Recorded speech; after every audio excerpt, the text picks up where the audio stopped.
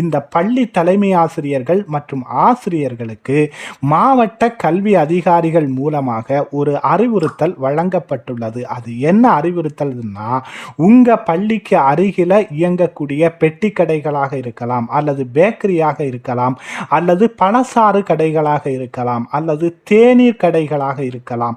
இது போன்ற எந்த கடையாக இருந்தாலும் பள்ளிக்கு அருகாமையில் செயல்படக்கூடிய கடைகளில் என்ன பொருட்கள் விற்பனை செய்யப்படுகிறது, போதை போன்ற சாக்லேட் போன்ற நவீன வடிவிலான பொருட்கள் விற்பனை செய்யப்படுகிறதா, அல்லது சாக்லேட் போன்ற பிஸ்கட் கலந்த போதைப் பொருட்கள் கலந்த பிஸ்கட் பாக்கெட்டுகள் விற்பனை செய்யப்படுகிறதா அப்படிங்கிறத நீங்க கண்காணிங்க.